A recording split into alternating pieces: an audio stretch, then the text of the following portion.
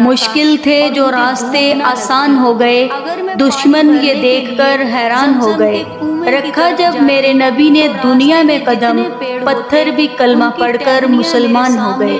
پیارے دوستو، حضرت آمنہ رضی اللہ تعالی عنہا فرماتی ہیں کہ جب میرا بچہ میرے پیٹ میں تھا تو بڑی عجیب عجیب چیزیں دیکھتی تھی۔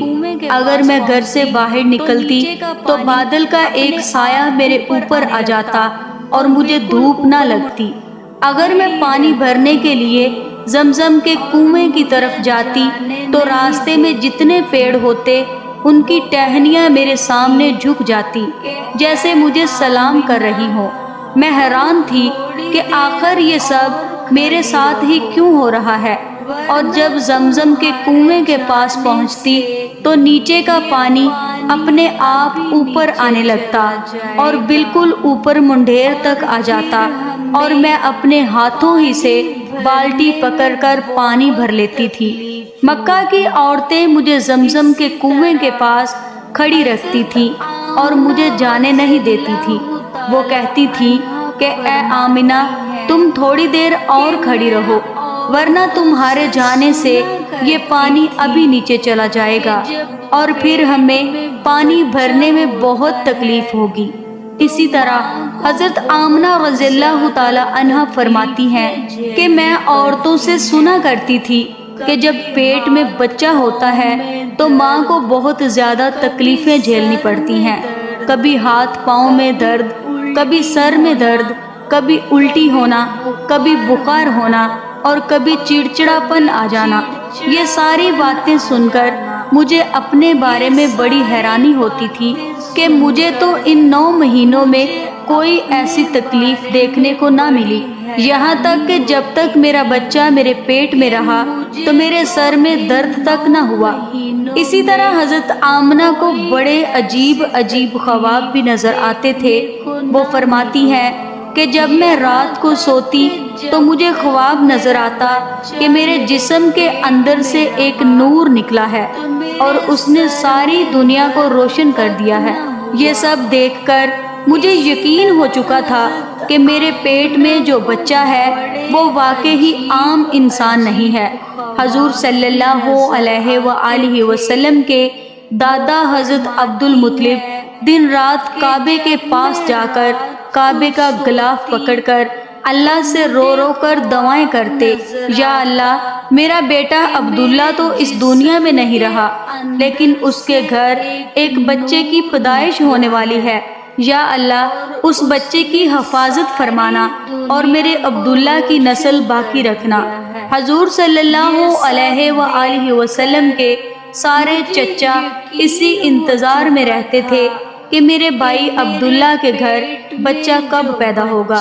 یہودیوں کی کتاب تورات میں لکھا ہوا تھا کہ جب آخری نبی آئے گا تو اس کے پیدا ہونے سے 10 دن پہلے آسمان پر ایک لال رنگ کا ستارہ نکل کر چمکنے لگے گا۔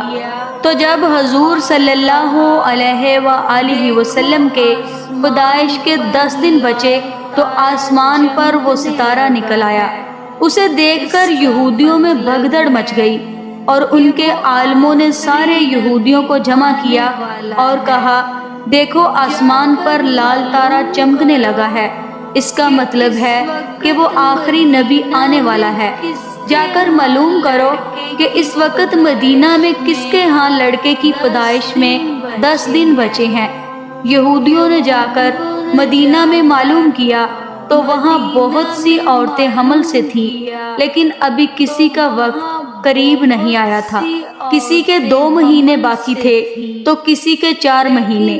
ان یہودیوں نے آ کر اپنے عالموں کو بتایا کہ مدینہ میں ایسا کوئی بچہ پیدا ہونے والا نہیں ہے، تو ان کے عالموں نے کہا کہ اب مکہ میں جا کر دیکھو، تو سارے یہودی مکہ پہنچے اور آ کر معلوم کیا کہ وہاں کسی کے گھر بچے کی پیدائش ہونے والی ہے۔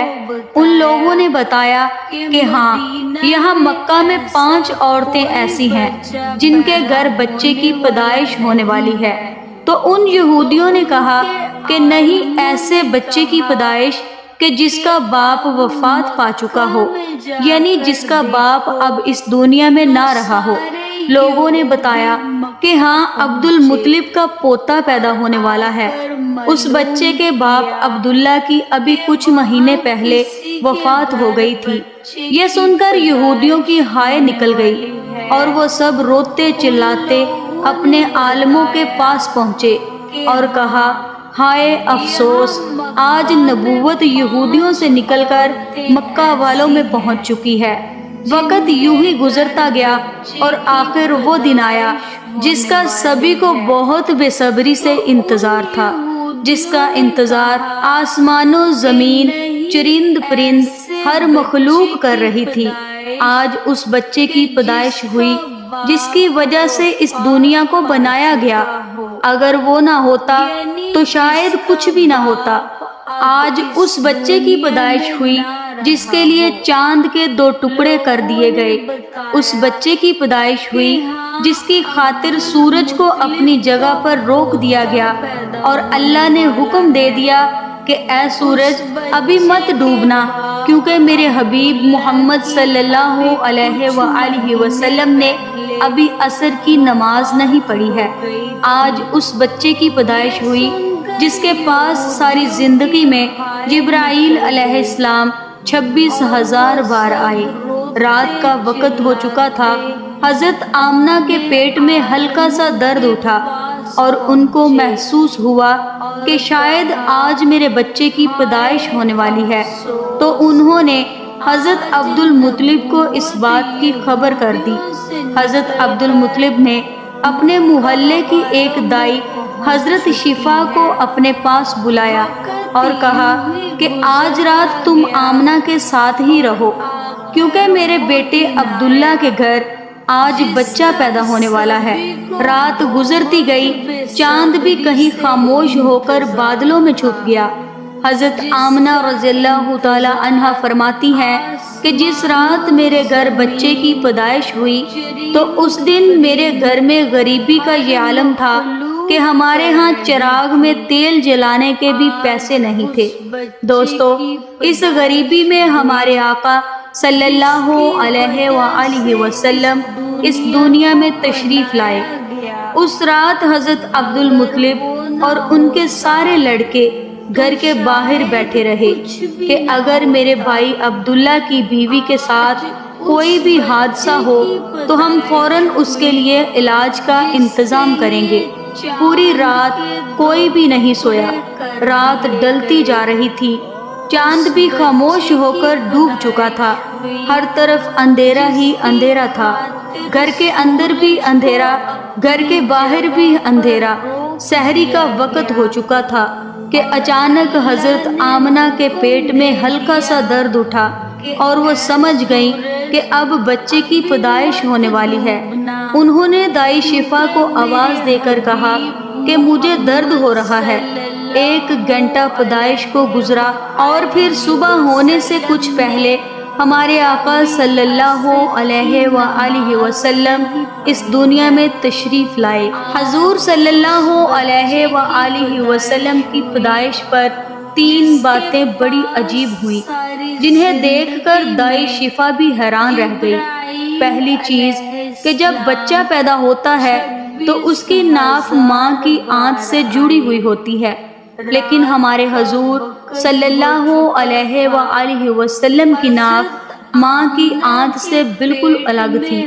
دوسری چیز کہ جب بچہ پیدا ہوتا ہے تو اس کے ساتھ بہت زیادہ گندگی نکلتی ہے، لیکن ہمارے آقا صلی اللہ علیہ وآلہ وسلم جب پیدا ہوئے تو اندر سے غلاظت کا ایک قطرہ بھی نہیں نکلا۔ تیسری چیز کہ جب لڑکا پیدا ہوتا ہے تو اس کا ختنہ نہیں ہوا ہوتا، لیکن ہمارے پیارے آقا صلی اللہ علیہ وآلہ وسلم جب پیدا ہوئے تو آپ صلی اللہ علیہ وآلہ وسلم کا ماں کے پیٹ کے اندر ہی ختنہ ہوا تھا، دنیا میں آپ کا ختنہ نہیں کیا گیا۔ یہ 3 چیزیں دیکھ کر دائی شفا گھبرا گئی اور حضرت آمنہ رضی اللہ تعالی عنہ سے کہنے لگی، اے آمنہ، میں نے اپنی ساری زندگی میں ایسا بچہ نہیں دیکھا۔ حضرت شفا نے حضور صلی اللہ علیہ وآلہ وسلم کو اپنی گود میں لے کر ایک طرف زمین پر لٹا دیا۔ دائی شفا نے جیسے ہی